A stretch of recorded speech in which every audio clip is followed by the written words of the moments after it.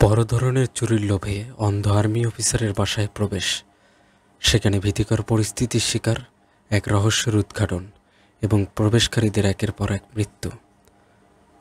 High guys, this is Afnan from Afnan cottage.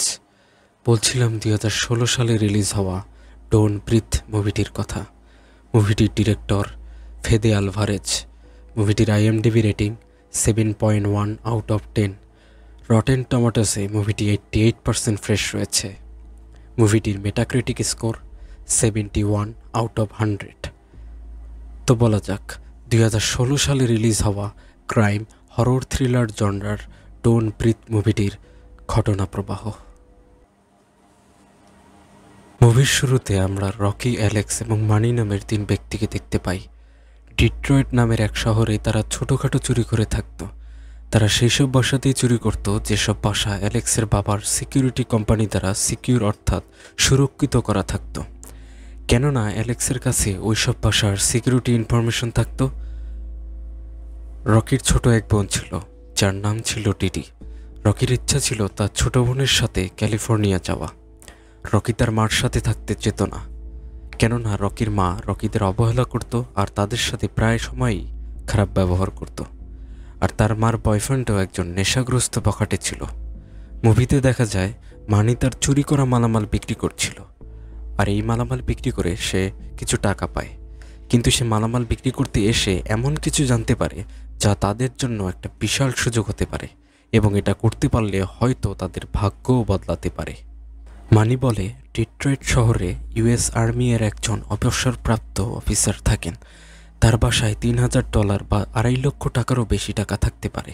এই টাকাগুলো ওই অফিসার সেটেলমেন্ট অর্থাৎ একটা কেসের নিষ্পত্তি হিসেবে পেয়েছিল, যখন তার মেয়েকে সিন্ডি রবার্ট নামের এক মহিলা ভুল করে কার অ্যাক্সিডেন্টে মেরে ফেলেছিল।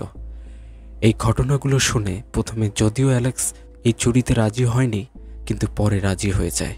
তারা ওই অফিসারের বাসার বাইরে থেকে কিছু খোঁজখবর নেওয়া শুরু করে। তারা জানতে পারে এই অবসরপ্রাপ্ত অফিসার গালফ ওয়ার এর অংশ ছিল, আর এই যুদ্ধে একটা বোম ব্লাস্টের মাধ্যমে সে অন্ধ হয়ে যায়। এটা জানার পর তাদের মনে হয় তাদের কাজটা খুব একটা বেশি কঠিন হবে না। তো তারা সব প্ল্যান করে চুরি করার জন্য রাতে ওই বাসায় যায়। তারা প্রথমে ওই অন্ধ লোকের বাইরে থাকা কুকুরকে নেশাগ্রস্ত করে, কেননা এই কুকুরটি অনেক হিংস্র ছিল। এরপরে তারা ঘরে ঢুকে এবং ঘরের ভিতরের সিকিউরিটি অ্যালার্মকে নষ্ট করে দেয়। এরপর মানি ওই লোকটির রুমে প্রবেশ করে। প্রবেশের পর স্লিপিং গ্যাস স্প্রে করে, যাতে সে সহজে ঘুম থেকে উঠতে না পারে। পরে তারা বাড়ির সব জিনিসপত্র তছনছ করে ওই টাকাগুলো খোঁজা শুরু করে। তারা সবাই অস্থির ছিল। মানির ধারণা হয় যে ওই বাসার একটা লক করা রুমেই টাকাগুলো থাকতে পারে, তাই সে অস্থির হয়ে ওই রুমের লকটি গান ফায়ার করে খুলে ফেলে। গান ফায়ারের শব্দে ওই লোকটি উঠে যায়। সে বেরিয়ে আসে, সব বুঝতে পেরে অসহায়ের মতো হয়ে মানির কাছে এসে দাঁড়ায়। কিন্তু হুট করে সে মানিকে আক্রমণ করে এবং শ্যুট করে মেরে দেয়। সিনটি দেখে রকি পুরো শক হয়ে যায়, আর সে ভয় পেয়ে মুখে হাত দিয়ে স্টোর রুমে লুকিয়ে পড়ে। অন্ধ লোকটি দেখতে না পারলেও তার শ্রবণ শক্তি অনেক প্রখর ছিল, তাই সে চলাচলের আওয়াজ শুনেই কে কোথায় আছে বা যাচ্ছে বুঝে ফেলত।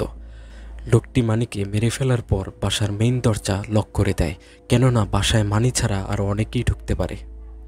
সে এরপর তার রক্ষিত টাকা চেক করে, যেটা সে একটা লকারের মধ্যে রেখেছিল।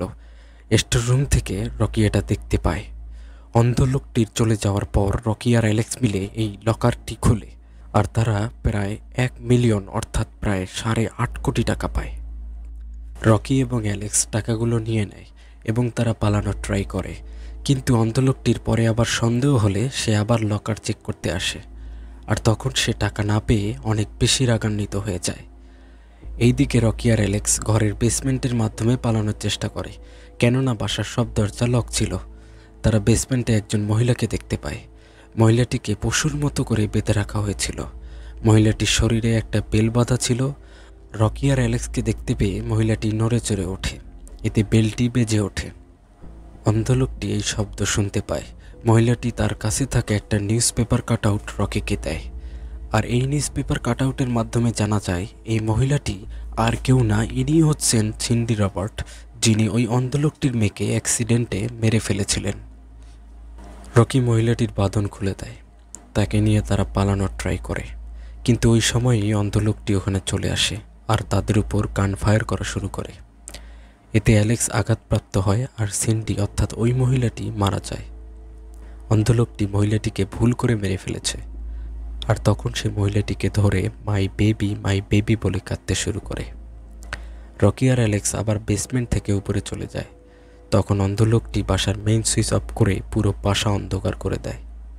অ্যালেক্স এই অন্ধকারের মধ্যে রকিকে নিয়ে বাসার এদিক সেদিক জানের ভয় পালাচ্ছিল, আর ওই সময়ে অন্ধ লোকটির হিংস্র কুকুরটি সেখানে চলে আসে। কুকুরটির হাত থেকে বাঁচার জন্য তারা একটি রুমে লুকায়। অন্ধ লোকটি ওই রুমের দরজা ভেঙে ফেললে কুকুরটি ঢুকে অ্যালেক্সের উপর ঝাঁপিয়ে পড়ে। এতে অ্যালেক্স জানালা ভেঙে পড়ে যায়, আর রকি বাসার ডাক্ট অর্থাৎ বাসার বায়ু প্রবাহের চ্যানেলে ঢুকে পড়ে। পরে দেখা যায় অন্ধ লোকটি অ্যালেক্সকে পেয়ে তার উপর হামলা করে এবং তাকে মেরে কুপিয়ে ফেলে। পরে লোকটি রকিকেও খুঁজে পায় এবং তাকে ওই সিন্ডি রবার্টের মতো বন্দি বানিয়ে ফেলে। অন্ধ লোকটি রকিকে বলে যে সে সিন্ডিকে বন্দি বানিয়েছিল কারণ সিন্ডি তার একমাত্র মেয়েকে কার অ্যাক্সিডেন্টে মেরে ফেলেছিল। অন্ধ লোকটির আবার বাচ্চার দরকার ছিল, তাই সে সিন্ডির মধ্যে তার নিজের সিমেন্ট অর্থাৎ বীর্য ইনজেক্ট করে।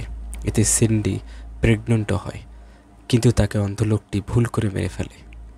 তাই অন্ধ লোকটি এখন রকির কাছেই সন্তান লাভ করবে।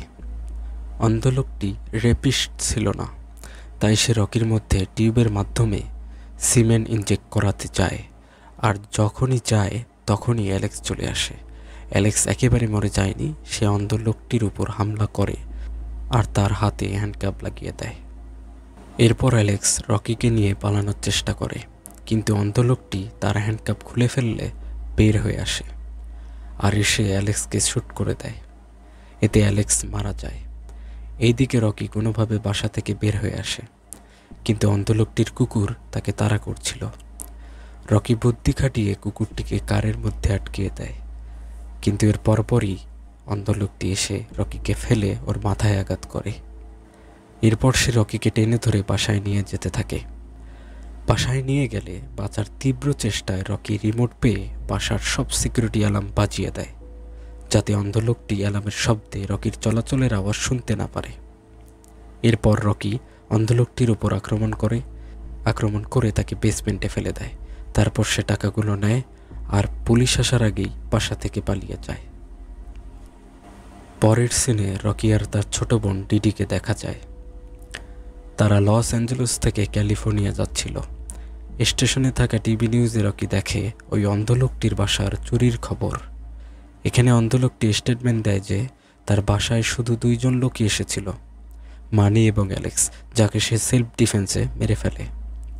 অন্ধ লোকটি এটাও বলছিল তার বাসায় কোনো চুরিও হয়নি এবং রকির কথাও সে বলে না। আর এভাবেই মুভিটি শেষ হয়ে যায়। মুভিটির নাম ডোন্ট ব্রিথ এই জন্যই রাখা হয় কেননা তারা যদি ওই সময় শ্বাস প্রশ্বাসও নিত তাহলেও অন্ধ লোকটি তাদের উপস্থিতি বুঝতে পেরে মেরে ফেলতে পারত। অন্ধ লোকটি পুলিশের কাছে রকির কথা বলেনি, কারণ হলো রকি ধরা পড়লে সিন্ডিকে কিডন্যাপ করে রাখার কথাও বেরিয়ে আসতো। এতে অন্ধ লোকটিও সাজা পেত, আর সে ওই টাকাগুলো জমিয়েছিল তার বাচ্চার জন্যই। যেহেতু বাচ্চা পাওয়ার আশাই তার নষ্ট হয়ে গেছে, তাই ওই টাকা দিয়ে সে আর কি করবে। তাই সে রকি সম্পর্কে পুলিশকে কিছুই বলে না। আশা করি ভিডিওটি আপনাদের ভালো লেগেছে। যদি ভালো লেগেই থাকে আফনান কটেজকে সাবস্ক্রাইব করুন, লাইক এবং কমেন্ট করে আপনাদের মতামতগুলো জানান, শেয়ার করে আপনাদের বন্ধুদের মাঝে ছড়িয়ে দিন। আজ এ পর্যন্তই। পরে কথা হবে অন্য কোনো একটি মুভির এক্সপ্লেনেশন নিয়ে। ততক্ষণ পর্যন্ত ভালো থাকবেন। আলবিদা।